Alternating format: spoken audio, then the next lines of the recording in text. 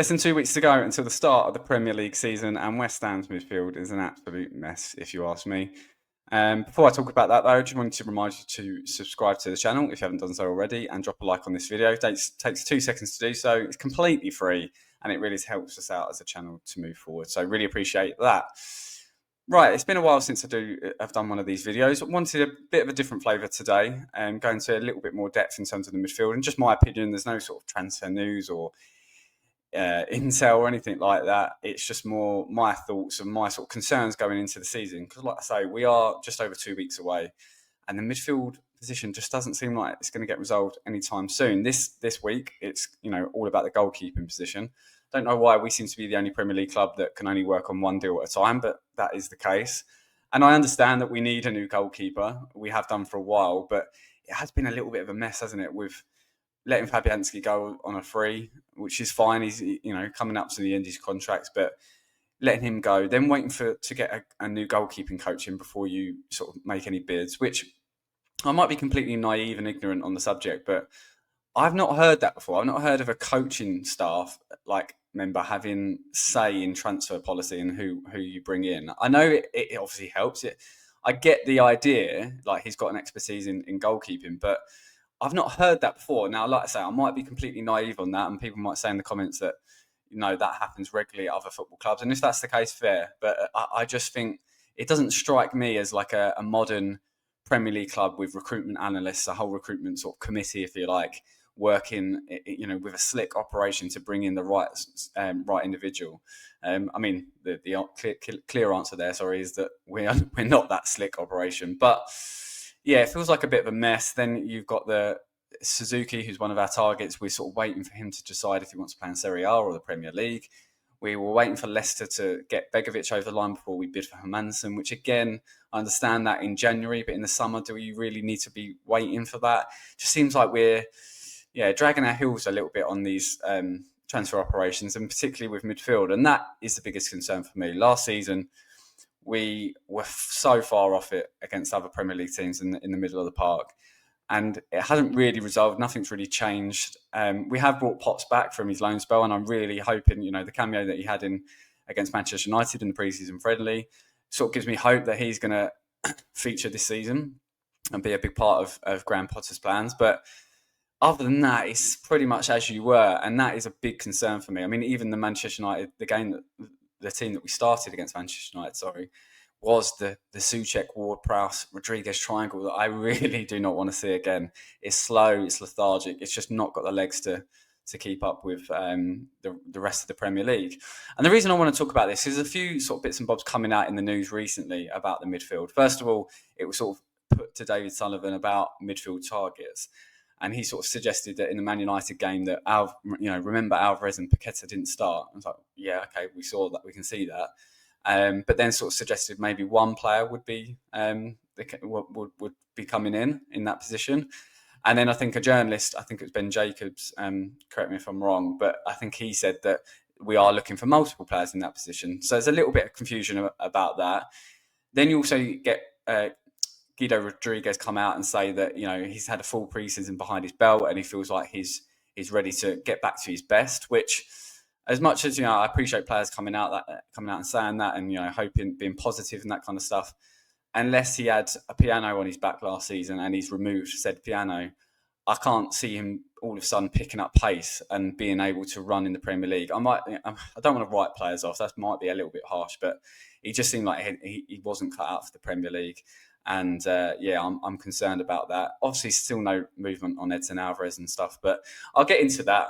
Like I say, a little bit of a different flavour for this video. I just wanted to give you my sort of opinion of what I would do in this transfer window. Again, it's a little bit of fun. It's not to be taken too seriously. I know that transfer dealings are hard to come by. It's hard to bring players in. It's hard to get players out the door. But yeah, it's not to be taken too seriously. But just looking at it from a fan perspective, I just wanted to say what I would do given the current situation, i.e., sort of selling Kudus and the young players coming back. One player I haven't mentioned in the sheet, which you'll see in a sec, is Edson Alvarez. I do think the best course of action is to sell him, but I wasn't too sure. It felt a bit too harsh to just put him on the sell list. and he doesn't really sort of represent the players in this sort of sell list, if you like. Because I do think he's a talent. I do think he's a good player. I think when he came in, he seemed like he was the answer to our sort of holding midfield problems since after Declan Rice and Souček in the first season where we came sixth under David Moyes. It felt like Declan Rice developed as a player and became more of a box-to-box rather than a holding midfielder. And I think that impacted Souček. We saw a different kind of Thomas Souček and probably worse Thomas Souček, to be honest. And we needed that holding midfielder. And obviously we sold Declan Rice, got the money and brought Alvarez in. And at first I thought he was a really good addition. I thought he was going to be a real asset for us. And he still had really good games, you know, as the season went on, or the last couple of seasons have gone on.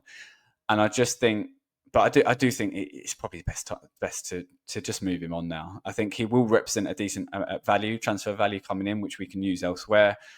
And I think we need some real top players. And the problem is, I do think Alvarez would come under a top player, but he's just got a lack of discipline. He's got that lack of discipline in terms of picking up yellows and red cards, but also where he is on the football pitch. You know, for a holding midfielder or a central midfielder, you need to be very good positionally, and he isn't. I think he runs around a little bit like a headless chicken around the pitch sometimes. And towards the end of the season, I was getting annoyed with him, if I'm being completely honest, because I felt like he was showing his frustration by just kicking lumps out of people and putting people up in the air, which at the time you sort of go, yeah, I quite like that. Shows a bit of passion, but it's not really. It's just being detrimental to the team. And I'm not sure it's the best. I'm not sure it's best that he stays on. I think he would hopefully get around 25 million for him, and I think that's money you can use to improve the squad, improve that midfield that we need, which I'll come on to talk about. But I just wanted to touch on Edson Alvarez because he's not in the graphic you'll see in a sec. And I do like him. I do think he was a decent signing at the time. I just think it hasn't really happened. But as I say all that, if he does stay, I do really think that he could be a good player for us. It's one of those I'm a bit on the fence with, hence why he's not in the graphic. But yeah, probably best to move him on. So first of all, I know I can already see some of the comments saying this is not Football Manager, this is not FIFA. You know, you can't just get rid of players that easily and bring players in that easily. But I don't think this is too optimistic. This sort of setup in midfield, and I'm mainly focusing this on the midfield. I sort of put the other players in this graphic just to show you the sort of balance of the team. But it's the midfield that I wanted to obviously talk about and focus on. So first of all, I think we like to have this idea that Graham Potter will play a sort of box in midfield. I think that's what he started with against Aston Villa in the FA Cup, third round. But I think he quickly realised that he didn't have the midfield to do that. So you're sort of looking at this kind of shape, two players behind the striker, and then, like I say, that sort of box midfield shape. I think he realised pretty quickly that he just didn't have the two in midfield to sort of cope with that. So quite quickly, I found that it turned into more of a flat three in midfield with a real sort of number six, if you like, holding, and then two sort of more central midfielders, and then just two strikers, which was normally Kudus and Bowen. And, you know, we sort of changed teams, sort of players around a lot, rotated the midfield, but it was, you know, it could be Rodriguez, Ward-Prowse and Souček, which again, is not a midfield that I really want to see again. And I think it just cost us any kind of attacking threat going forward. I just think we really lacked pace and legs in the midfield, but it also meant that we had no sort of creativity in there. Even when Paquetá started, it just didn't work, in my opinion. It just needs an upgrade. I think that's just clear for everyone to see.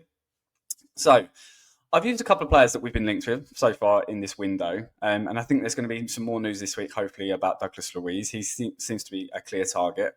Onyedika's gone a little bit quiet, but I just thought I'd use him because he's the type of profile. So don't get on at me that, oh, you've probably never watched Onyedika play and blah, blah. I have actually seen Onyedika play. I've seen lots of clips of him, and I think he's the perfect player for us, and I'll come on to that. But I would like us to say, if we're not going to do the box midfield, at least like a three midfield like this, an out-and-out number 10, more of a number 8 box-to-box, and then a sitter, like more of a number 6. I know I don't really like giving numbers to players like you're a 6, you're an 8, you're a 10, but that is such as the modern game. You know, that seems to happen a lot in teams nowadays. So I thought I would just yeah, just label out what I would do with this midfield. So first of all, let's go through the players that I would sell, which I've put in the top corner. James Ward-Prowse, first and foremost. I think, yeah, he's just not got the legs anymore to play in the Premier League. I think him by himself, if he was just a squad player, would be okay. But quantity is not an issue for West Ham in midfield. You can see the amount of players we've got, and this is not even including a few more youngsters. We've got numbers, we just don't have quality. And if it was just James Ward-Prowse as a squad player, I would keep him. But the fact that we've got so many, I think we just need to move them out the door as quickly as possible. Andy Irvine, as much as he's a cult hero, as much as he's got this new found bromance, if you like, with Nicholas Fulkrug in pre-season, is he a Premier League standard player? I'm not too sure. Does he need to be moved on? Probably. I think he may be more Championship level. That might be a little bit harsh, but just my opinion from what I've seen. Again, does he have the physicality to get up and down in the Premier League? Not too sure. And Guido Rodriguez, I've already talked about. He came in as a free transfer. I think, yeah, it's just not worked. And I think if we can move him on for, let's say, £5 million or under, get his wages off the bill, I just think it's probably the right thing to do so we can start bringing more players in. And like I say, we've got numbers, so we need to shift some on as well. And then Lewis Orford as well, I've just put a loan. I think with the young players coming through, the amount of numbers we've got, as I've said, I think it makes sense for him to get first team football if he can. So a loan deal seems really like the right thing to do for Orford. I think it's worked wonders for Potts. You see in that sort of cameo against Man United, he seems now like he's ready, and hopefully that the same would happen for Orford. So, like I say, I've gone for a couple of players that we've been linked with. I do think Douglas Luiz would be a really good fit. Obviously, his age is not the profile that we're looking for in this window, but I think we are going to have a little bit of a stopgap because we don't have the financial sort of gains to go out and sign some top young players. We're going to have to sort of play around, and it feels like Douglas Luiz is available. It feels like he's available this window, maybe a loan with an obligation or at least an option. And I feel like he's one of the few players that we've been linked with that would immediately go into the first team and improve our midfield. And I think that's why I would like to see him in that position and see him brought into the club. Also, he is one of the few players that I feel like can play as that 6. So if we were backs against the wall, more defensive, and we sort of reverted to this 5-3-2, I think Douglas Luiz is a perfect 6 there, but I also think he can go into the number sort of more of a 6/8, if you like, a more sort of just out and out central midfielder. So that's why I think that would be a good purchase or a good loan if we could get that done. Again, I know he's got interest from other clubs. This is just an option, if you like. I'm sure there's plenty of other players that people will say in the comments that we've been linked with that they'd prefer. I'm sort of fine with that. I'm not set on Douglas Luiz. I just think of the players that we've been linked with, he's a good option. And then in midfield, I really like Onyedika. I've seen him a bit. I saw him against Manchester City in the Champions League. I've just seen enough of him to think he would be a really good option as an out-and-out box-to-box midfielder. We need physicality and athleticism in midfield, and he brings that in abundance. And I think he wouldn't cost too much. And yes, he's not got Premier League experience, but I think he'd come in and do a really good job. I think he'd be a really good asset for West Ham and give us something that we massively lack. So I feel like he would be a real obvious target. We were linked with him at the start of the window. Like I say, it's gone a little bit quiet on that front. I'm hoping that's something that we can sort of reignite. And then Paqueta, obviously, there's a lot up in the air about him. I'm sure Mark's going to provide some sort of more intel on him in the coming days. But if we do keep him, then he's going to start. There's no question about that. And it'd be good to see him in a more advanced role and provide that sort of quality that we need. I still look at this team, to be honest, and I think it doesn't have a lot of pace in it. And we still have like the likes of Somerville and Guilherme to come in. But if we are going to go with this system, we need to sort the midfield first and foremost. And like I say, these three, Paqueta, Luiz, Onyedika, does give us the option to do that, but also do that. And also do that if we did want to do the box in midfield. I think I would really trust Douglas Luiz and Onyedika as a 2 in midfield and push Paqueta further forward. This could then, you could substitute him out for Somerville in a more sort of out-and-out front 3. But I think, and maybe push Bowen and Somerville wider, something like that. I think that this gives us lots of flexibility. We've seen Paqueta from the left under David Moyes, and I think he played well there, particularly with the legs of Juve going on the outside. I think that he would sort of really come into his own in that position, Paqueta. So That's what I would like for the first team. And then second, sort of your backup. Ideally, in every Premier League club, you'd like 2 players in every position. And Thomas Souček is someone that I think we should keep. I know he's been linked with Everton and a few other clubs. I do think we should keep Thomas Souček. Is he going to? Would I like him to see him start every game? No, I just don't think he's got the ability to play a Potter system. But do I think he's still good for a goal? He's good coming off the bench. I mean, if you had Onyedika, Douglas Luiz, for example, and Paqueta was playing and Paqueta was sort of running out of steam, maybe picked up a yellow card, then you could bring Souček on and play him in the more advanced role as Potter has done. And he, provides a bit more of a physical threat, good from set pieces, that kind of stuff. So I would keep Souček on. He's a bit of a cult hero as well. I don't think you can hate Souček. I do love the guy. And I'd like to keep him on, especially given the fact that we need to move on the likes of James Ward-Prowse, Irvin and Rodriguez. And then Potts, I would like to see Potts really battle with Douglas Luiz, Onyedika, Souček for one of the 2 midfield spots. I really think this could be his breakthrough season. I think if we move these players on, like I say, it would give him the opportunity to do that. If these 3 players stay, which there doesn't seem to be much movement so far, I don't see how Potts...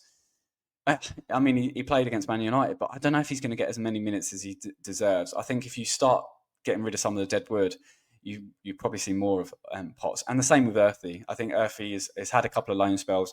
We now need to see if he's got what it takes to play in a West Ham midfield. And it's annoying he's picked up an injury. I think it's an ankle ligament one, so he'll be out for a few weeks. But that doesn't mean he's out for the season. I hope he comes back and really comes in. And this could also be Luis Guilherme as well. I think we've seen Guilherme out wide. I think Guilherme could be a really good number 10, or at least, again, moving back to this system, one of the 2 10s behind the striker. I think you could see Guilherme in this position and really sort of flourish under Graham Potter. Again, particularly with legs and physicality behind him in midfield. So look, I don't think this is too optimistic. Some people might say it is, particularly with the way West Ham are dealing with transfers this window. I feel like if a certain German maybe would have been in charge, then we might have got a few more deals done. But that's probably for another video. But I think this would be a really good option. I'm not set on these players. I think we've been linked with Matheus Fernandes, for example, from Southampton. And it's, convenient that we have a Southampton hero, if you like, or legend in James Ward-Prowse. Feels like he could be made a little bit of a make-weight for that deal, particularly if Paqueta leaves. Fernandes could play a bit more of an advanced role here. And you feel like James Ward-Prowse could be a bit of a make-weight for Southampton. If they value him at about 30 million quid, we could say 20 million quid on James Ward-Prowse. Seems like a bit of an obvious deal. James Ward-Prowse in the Championship feels like a better suit. So yeah, I'm not set on these. Obviously, we've still been linked with Harvey Elliott, which again could be a replacement for Paqueta should he leave. I'm not set on these individuals, as it were, but we need a box-to-box with physicality, and we need a 6 who can also play as a 2 in midfield. And for me, the 2 obvious players at the moment who seem like they would be available are Douglas Luiz and Onyedika. We'll see how it goes. We'll see how the next few weeks goes, but I really want to see some movement. I know we need to sort the goalkeeping situation out, and we still probably need another centre-half. We definitely need a striker with pace. There's so much to do in this window, and like I say, we've only got 2.5 weeks to go until the Premier League season starts. But I think midfield is got to be the priority. Get the goalkeeper done as soon as possible, and then start working on this midfield. But let me know your thoughts. Again, it's a bit fun. Let's not take it too seriously.